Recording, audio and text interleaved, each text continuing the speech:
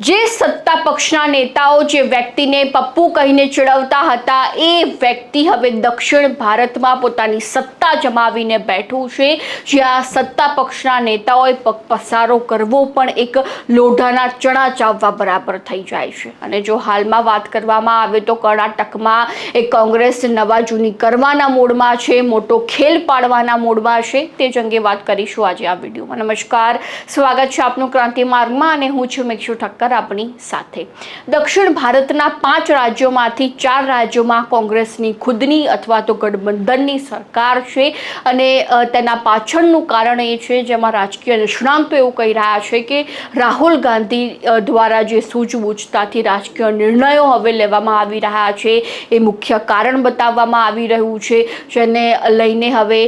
સત્તા પક્ષની સામે જે છે તે રાહુલ ગાંધી સારા એવા ઊભા થઈ રહ્યા છે, વિરોધમાં પોતાનો મત મૂકી રહ્યા છે, કે વિરોધ પક્ષ તરીકે ઊભા થઈ રહ્યા છે। અને પહેલાં આપણે જોયું હતું કે જે રીતે કોંગ્રેસની સ્થિતિ હતી, રાહુલ ગાંધી પર અનેક મજાકો ઉડાવવામાં આવી રહી હતી, પરંતુ હવે ધીરે ધીરે તેની વિપરીત પરિસ્થિતિ જોવા મળી રહી છે, જેમાં કેટલાક ઉદાહરણો તાજેતરમાં સામે આવ્યા છે કે રાહુલ ગાંધીએ જે નિર્ણયો લીધા એ ચોક્કસથી કોંગ્રેસ માટે ફાયદારૂપ હતા। જેમાં પહેલાં તો તમિલનાડુની વાત કરવામાં આવે તો તમિલનાડુમાં ડીએમકેના સહારે કોંગ્રેસ ચાલતી હતી, એટલે કે ડીએમકે કોંગ્રેસનું ગઠબંધન હતું, પરંતુ રાહુલ ગાંધીનો એ નિર્ણય જે છે તે સામે આવ્યો કે હવે તમિલનાડુમાં સાઉથના સુપરસ્ટાર વિજય થલાપતિ ચૂંટણી લડી રહ્યા છે, તો ચોક્કસથી કોંગ્રેસ તેમને સમર્થન આપશે। અને રાહુલ ગાંધીના આ નિર્ણયને કારણે કોંગ્રેસના જ કેટલાક નેતાઓમાં ક્યાંક વિરોધ હતો કે રાહુલ ગાંધી આ ખોટો નિર્ણય લઈ રહ્યા છે, પરંતુ જ્યારે વિજય થલાપતિએ મુખ્યમંત્રીના શપથ લીધા અને તેની બાજુમાં જ્યારે રાહુલ ગાંધી ઊભા હતા ત્યારે એ નિર્ણય જે છે તે લોકોને સાચો લાગવા માંડ્યો, કારણ કે તમિલનાડુમાં પણ કોંગ્રેસે સત્તા ન ગુમાવી અને વિજય થલાપતિને સમર્થન આપ્યું। ત્યારબાદ જો કેરળની વાત કરવામાં આવે તો કેરળમાં પણ જ્યારે કોંગ્રેસની સરકાર બની હતી, ડીએમકે સરકાર બની, જેમાં કેસી વેણુગોપાલનું નામ આવી રહ્યું હતું કે મુખ્યમંત્રીના ચહેરા તરીકે ચોક્કસથી તેઓ જ આ મુખ્યમંત્રી કેરળના બનશે, કારણ કે કેન્દ્ર કક્ષાએ એટલે કે કોંગ્રેસના હાઈકમાન્ડ સુધી તેમનું નામ છે અને સ્થાનિક કક્ષાએ પણ તેમનું નામ છે, પરંતુ તેમના સ્થાન પર અન્ય વ્યક્તિને મુખ્યમંત્રી બનાવવામાં આવ્યા। સતીશને જે છે તે મુખ્યમંત્રી તરીકે જાહેર કરવામાં આવ્યા, જેઓ એક યુવા ચહેરો પણ હતા અને સ્થાનિક કક્ષાએ સૌથી વધુ નામના ધરાવવાવાળા વ્યક્તિ હતા। એક નવા ચહેરા ઉપર રાહુલ ગાંધીએ જે છે તે પોતાનો કળશ ઢોળ્યો હતો અને સૌથી મોટો પ્રશ્ન એ સમયગાળા દરમિયાન થતો હતો કે રાહુલ ગાંધીએ આવો નિર્ણય કેમ લીધો, પરંતુ જ્યારે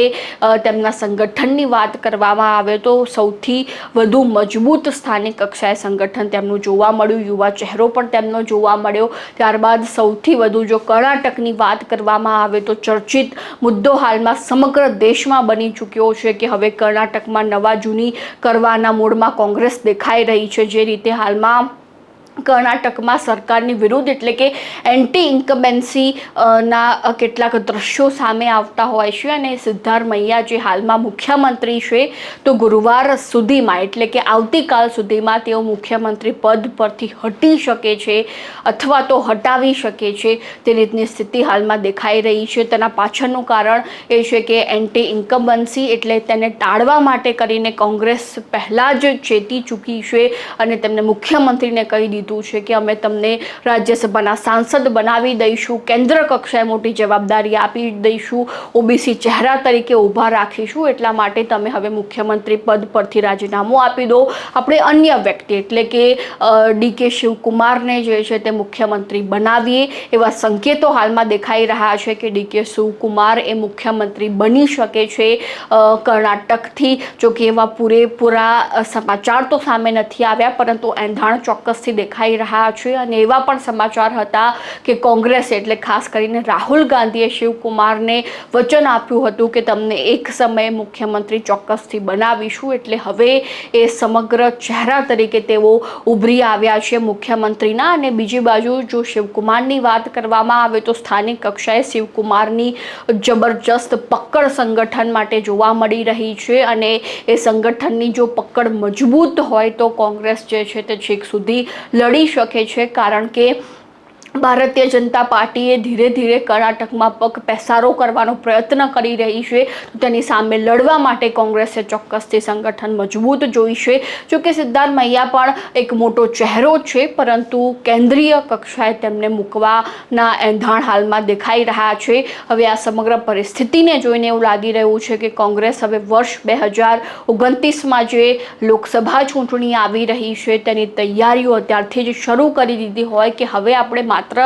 સત્તા એ દક્ષિણ ભારતમાં જ નહીં, પરંતુ અન્ય સ્થાન પર, અન્ય વિસ્તારોમાં પણ આપણી સત્તા હોવી જરૂરી છે, દબદબો હોવો જરૂરી છે. અને તેના પહેલાં આપણે સૌથી મોટું પાસું તો એ કરવાનું કે દક્ષિણ ભારતમાં આપણી સત્તા ડગમગવી ન જોઈએ, તે રીતની તૈયારીઓ થઈ રહી છે. હવે આ મુદ્દે તમારું શું કહેવું છે એ પણ અમારા કોમેન્ટ બોક્સમાં જણાવી દેજો, અને ખાસ ક્રાંતિમાનને સબસ્ક્રાઈબ કરવાનું ભૂલતા નહીં.